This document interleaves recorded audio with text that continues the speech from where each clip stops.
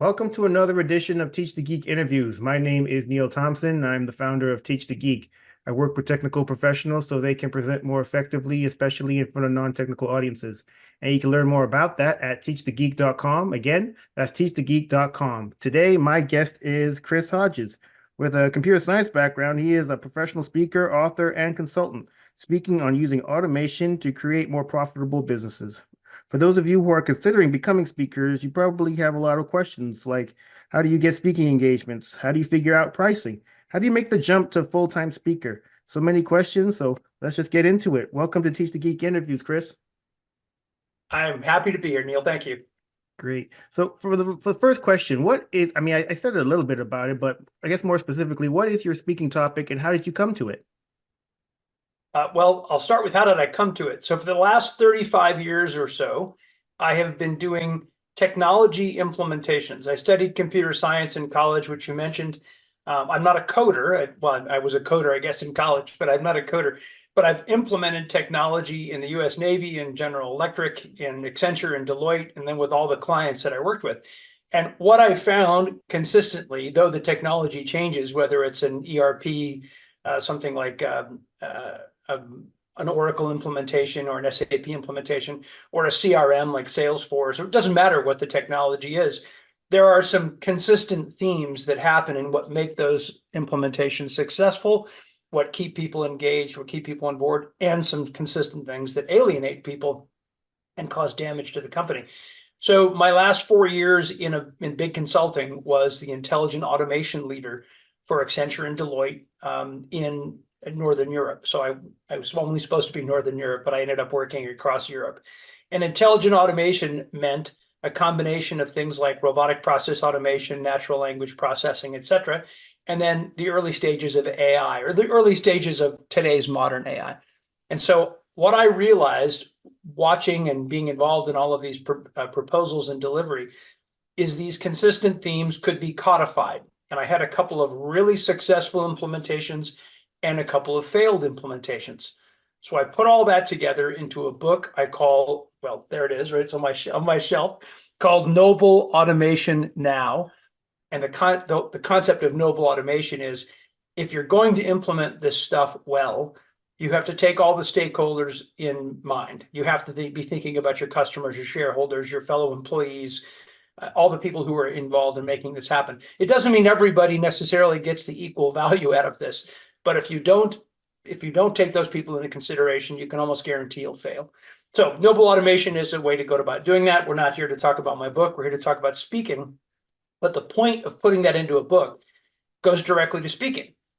So the reason I became a professional speaker is because I had given, much like your audience, I suspect most of the people in your audience have either had an opportunity or are looking for an opportunity to speak to their own companies about something that they're doing. Maybe it's a team meeting, maybe it's a larger division meeting, maybe it's a large annual meeting.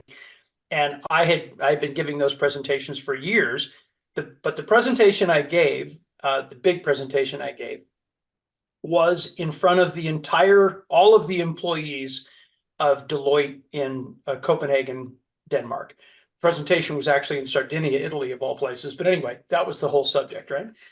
And when I got off the stage, I had many consultants say to me, "Why aren't you a professional speaker?" And the answer to that is, years and years before, I like to be on stage. Some people do, some people don't. I like to be on stage if I have something to say, right? If it's actually valuable and useful. I didn't become a professional speaker because the first time someone said that to me, I was in my 20s. I didn't know anything in my 20s. I mean, I thought I did, but I didn't, right? So when I stepped off the stage of that presentation in Sardinia, I realized I can do a combination of things. I can consult and speak, because just speaking, as your audience will realize, if you just get up on stage and give a talk and then leave, it's very empty. It feels very hollow. But if you can get up on stage, especially a technical subject, how to do this technical, complicated thing, if you have the opportunity to help those people do what you just said, it's very rewarding. So that's what I'm doing. That was a long answer to, and maybe that was on track for what you're looking for. But how did I become a professional speaker? Why? And what do I talk about? I talk about implementing intelligent automation and AI in a way that maximizes the positive impact on all stakeholders. All right. So the people who are watching or listening to our conversation, Chris, and they're thinking, I have a speaking topic and I want to be a speaker. How would you suggest they go about selling themselves as a speaker? Well, you just said the first thing, and I'm going to spend a little time on that. There are two kind of categories of speakers in my experience of what I've seen. And I would recommend anyone on this call, if you have a nearby National Speakers Association chapter, you don't have to join necessarily, but go to one of their meetings, talk to some of the people who are at the National Speakers Association. That is all about building a speaking business. National Speakers Association is not about how to speak. It doesn't give you the finer points of body language or whatever, but it is about how to speak. And the reason I bring that up is because speakers range from people who are kind of wannabe actors and entertainers who just want to get on stage and have people clap. And that's fine to some audiences, to the other extreme, which are people who are microbiologists who understand the leading, technology of nanoscience or something. And the world needs to hear, or at least parts of the world need to hear what they have to say, but they really aren't very good at communicating it, right? So in between, I want to be an entertainer and I'm a genius in something, is the rest of us. And the rest of us is the rest of us in the middle of that zone. So the first thing, and you said it, is if you stand up in front of a room full of people and say, I want to be a public speaker, but I don't know what I want to talk about, don't say that. Figure out what you want to talk about first. So that was the answer to lead to your question. Once you know you have a topic, the next question I think we all need to ask ourselves is, does anyone care? Not you, not your wife or your husband who nod at you when you say it, or your neighbors who you're bored to tears with it. Does anybody actually want to know what you have to say? And if they do, that's a great thing, right? Now you're on to the next thing. People actually want to hear what you have to say. And then the next question is, who are those people that want to hear what you have to say? So let me give you a couple examples. I have a colleague in the speaking world who has chronic physical health problems. She's had chronic physical health problems her whole life. And she talks about overcoming the challenges of chronic physical health. Now, that is a totally relevant subject for some audiences, but it is not a relevant subject for some other audiences, right? Just like my subject is only relevant to some people and not relevant to others. So first is to choose the topic. Second is to ask yourself, who cares about this subject? And somebody probably does. I mean, if you care about it, somebody else probably does, unless it's, the pedigree origins of Barbie dolls and how they changed over maybe somebody cares about that, but I doubt it. So especially if you're a technology person, if you can talk about how large language models are expanding and growing in a certain way, or something more tangible, like how to execute and implement a CRM in a way that doesn't waste your time and burn your budget and has a minimum technology footprint and saves money. I'm just making that up. But whatever somebody has a topic on, it is very important to make sure that there is an audience for what you're going to say. No audience, no speaking. Now, that said, you also ask, how do you become you talked about how you become a full-time speaker. There is nothing wrong with being an expert on some specific small thing that has a small audience that is never going to make you a full-time speaker. Nothing wrong with that. Stay in your company. Join the speak at the organizations about those topics, about a very small topic, if that's what you happen to be, or when I say a small topic, a topic with a small audience base, and keep your day job, right? Because it's very hard to get paid talking about a really obscure small topic. It's not so hard to get paid if you're talking about a subject where, people care a lot about that. So that would might lead up to why do you start talking? How do you start talking? What do you start talking about? But you talked about full-time speaker. Now that is a big one.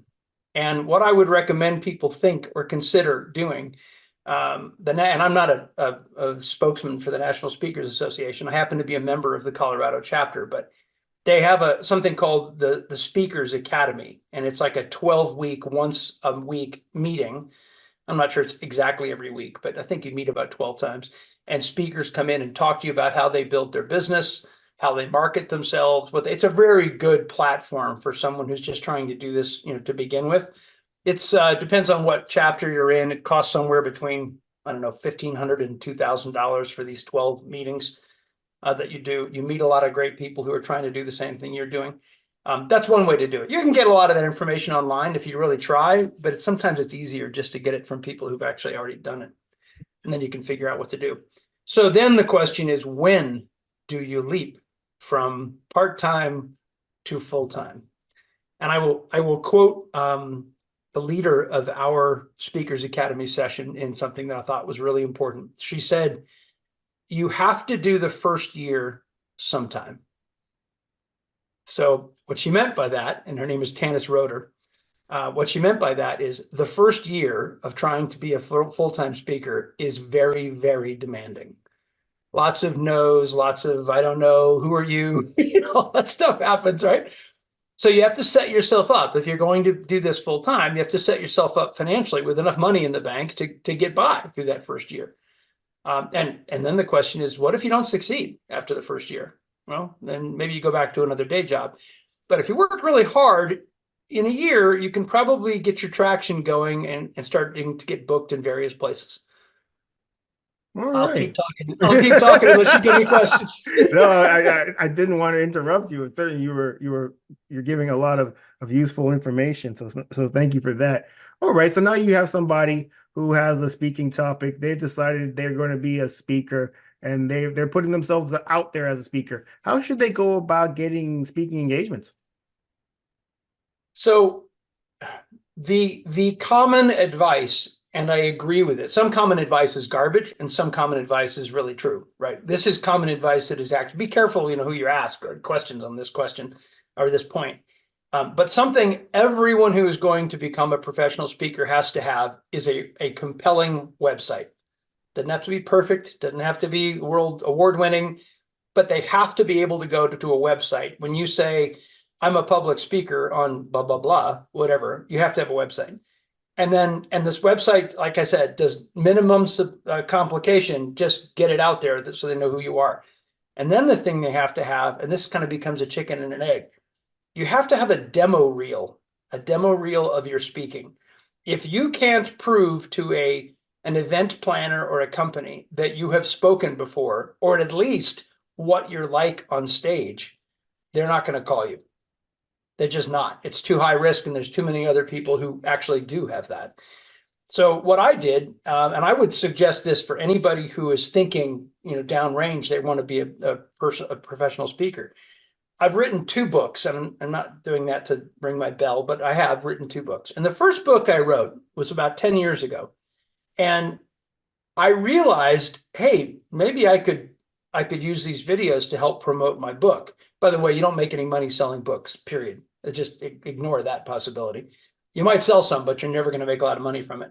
But a book is a very important thing to have, assuming it's good, because then they know who you are. So I took a camera with me everywhere I spoke, all over the world. And as it turned out, at the time I was working in consulting, and I went to 5 or 6 different countries and different places talking to all these audiences about this book.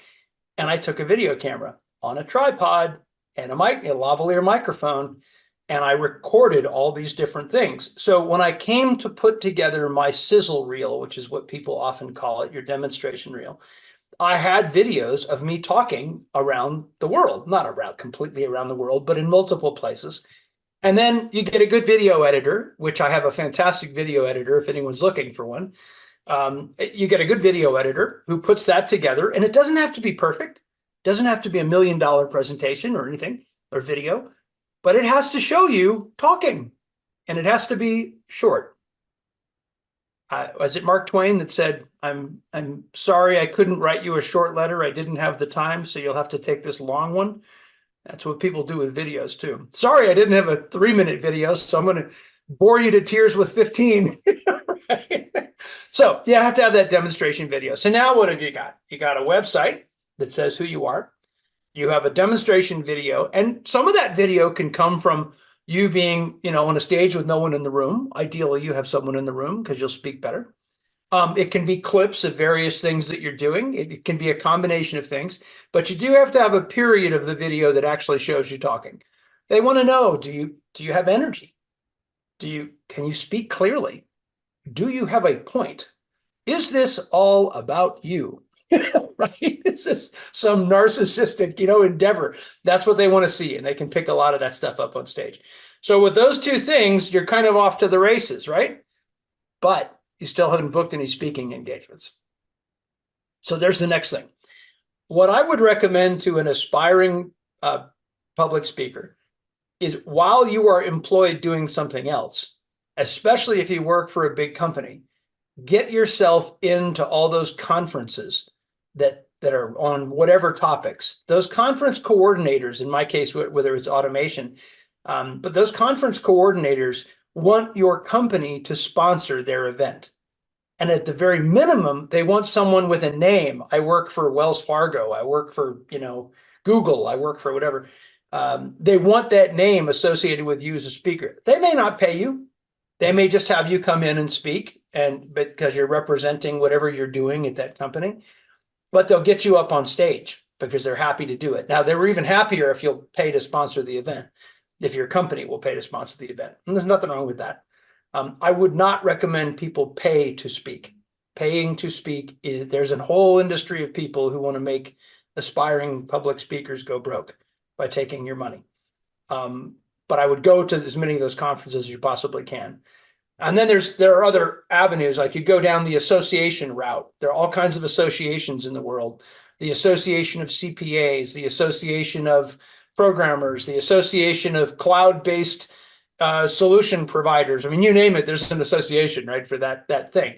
So you find that association, reach out to those people and listen, if your audience could listen very carefully to what I'm about to say. You don't call the association and say, I want to talk to you about blank. You call the association and say, what's happening and what's important in your organization? And I've noticed on your website, the following topics seem to come up. This seems to be important in your organization.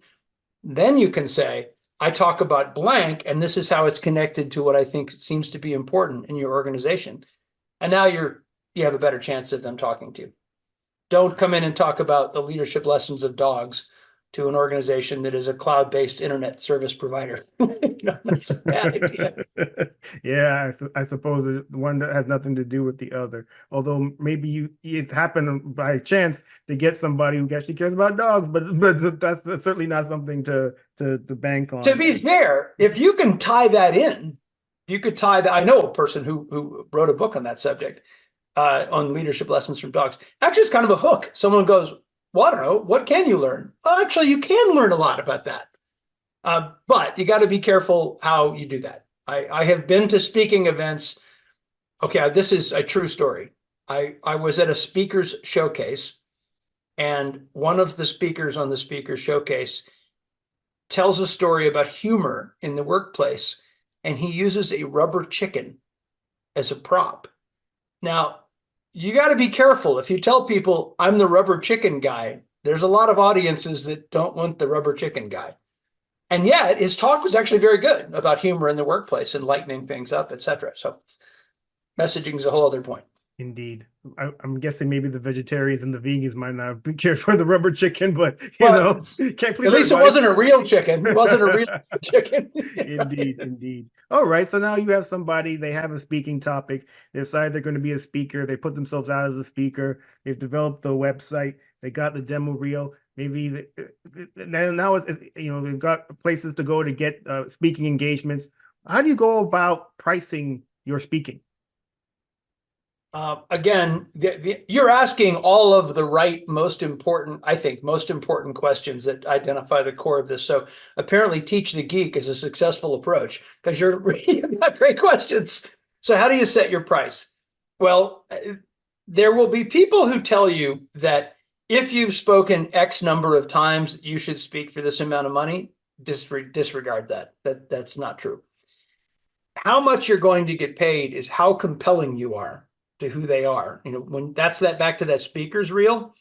So there are people who can make $25,000 giving a keynote who are not celebrities. They're just very, very good. Now that's kind of a high end thing.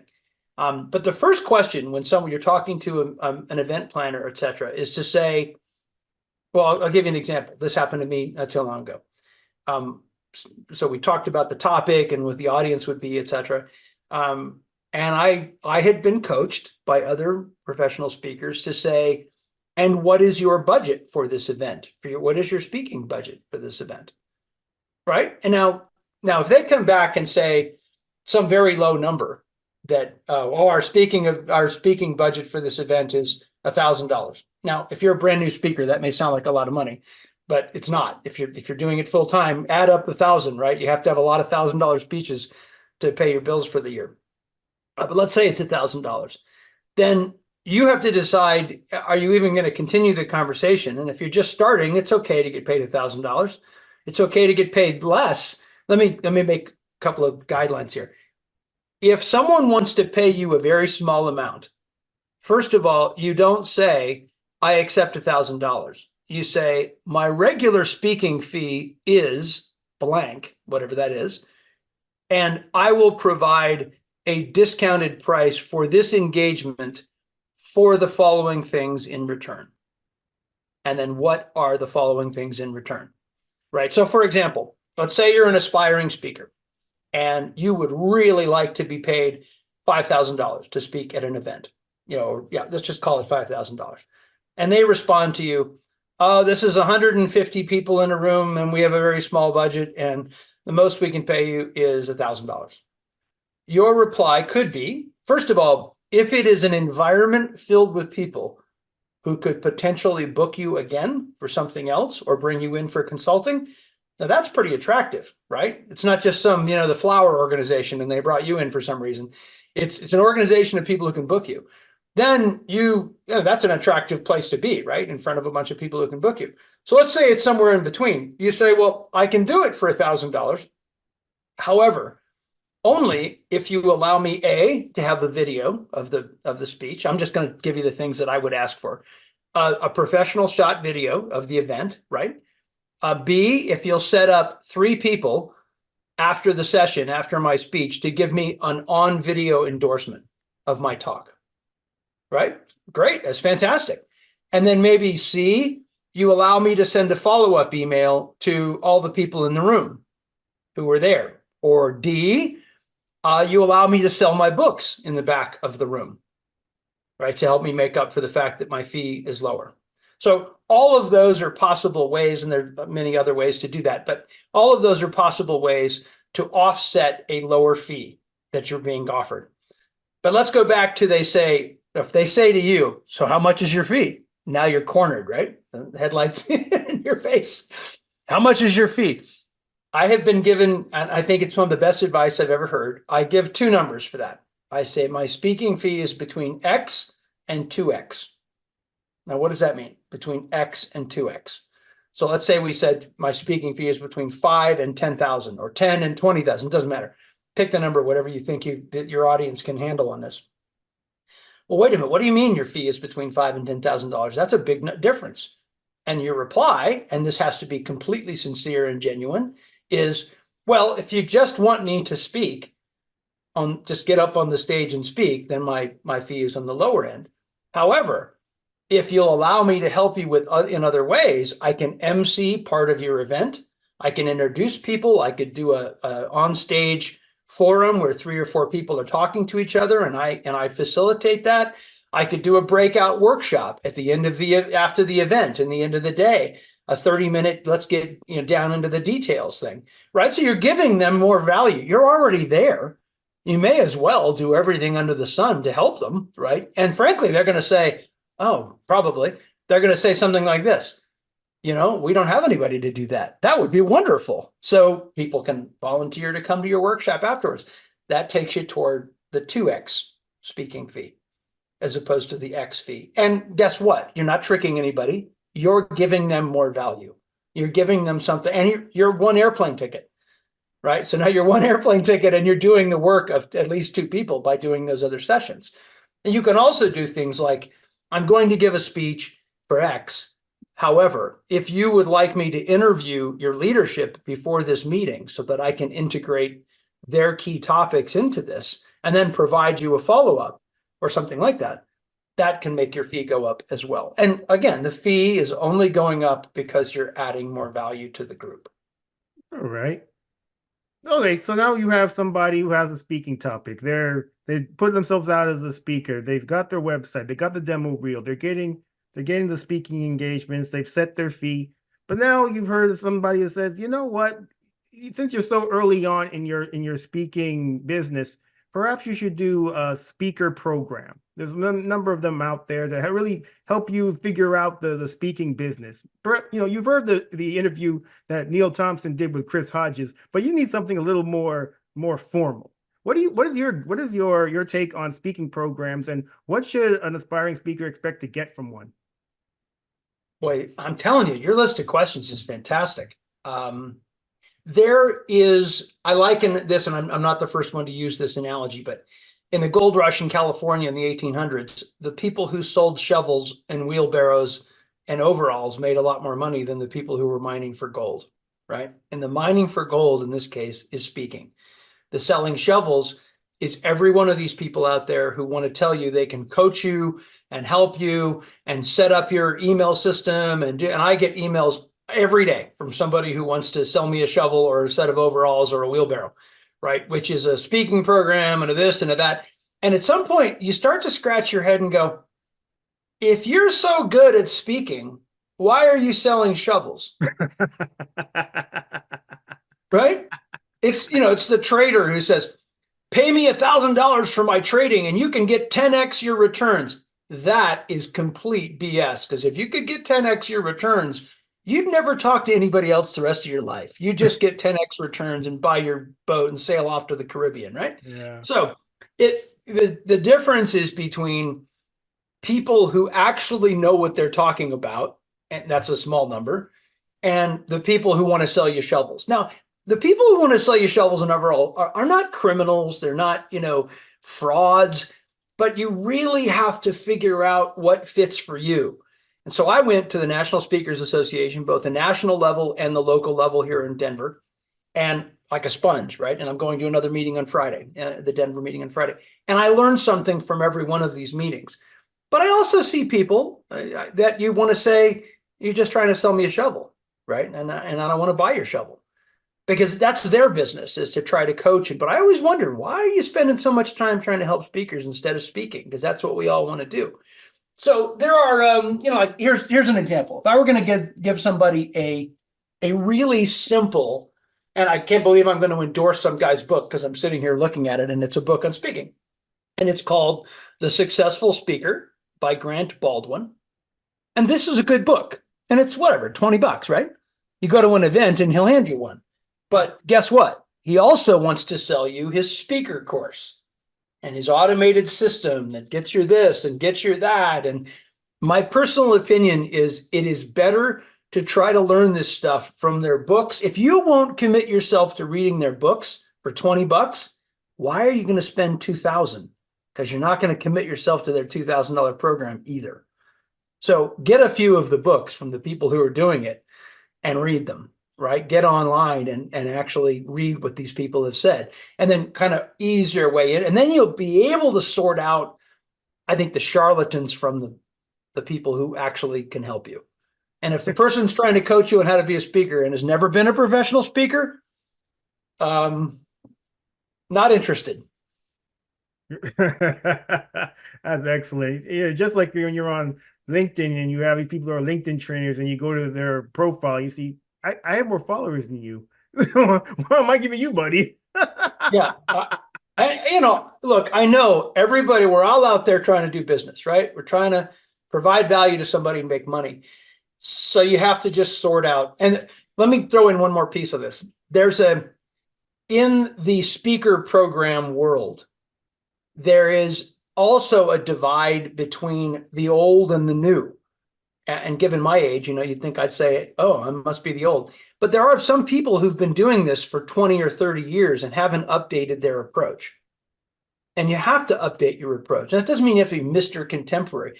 But, if you don't have a good website and you don't have the basic stuff down, I think your approach might be really old, right? So it's really using your horse sense to say, is this person credible? And some people just simply aren't. And I have been burned is not the right word, but I did spend $2,000 on a course once, a speaking thing, how to be on podcasts, and it wasn't worth $2,000. It was a good class, and I learned from it, but it wasn't worth $2,000, right? And that person really thinks that their approach is so incredibly valuable, and it might be for other people, but you got to decide for you, what do you need? And you don't need to over a really successful speaker, like a guy who's making, $700,000-800,000 a year. Now, remember, he has employees. He's not just making $700,000 a year, but he's grossing 700,000, and then he has to pay a bunch of money for marketing, et cetera. I thought it was really interesting. He said, do not pay someone to do something that you haven't at least tried to figure out and do once yourself. Because, let's say, for example, sending out marketing, emails or whatever. You just pay somebody to do that and you've never actually tried to write one yourself, or then you're kind of turning over. You don't really know what they're doing or how they're doing it. Now, I'm not saying you should design your own website if you hate technology, right? That's a mistake. But be careful. People want to take all this stuff from you, and the next thing you know, you're broke. I know a person in NSA who spent $200,000 to try to become a professional speaker. Every course under the sun, and never became a professional speaker because they didn't realize taking the courses is not the hard part. The hard part's doing the work. So 100%, Chris. This has been a great conversation. Thank you so much for being a guest. How can people get in touch with you? And Neil, thank you very much for asking. I do not coach people on how to become professional speakers. Although, if anyone wants to ask me questions, I'd be happy to answer those questions. The best, most helpful people I've had have been people who have just been willing to help another person. Find me at Chris at Noble Automation Now. Chris at Noble, Noble, automationnow.com. Excellent. Well, everyone, that marks the end of another edition of Teach the Geek interviews. My name is Neil Thompson. I'm the founder of Teach the Geek. I work with technical professionals so they can present more effectively, especially in front of non-technical audiences. And you can learn more about that at teachthegeek.com. Again, that's teachthegeek.com. Until next time, take care and stay safe. Thanks, Chris. Thanks, Neil. Take care.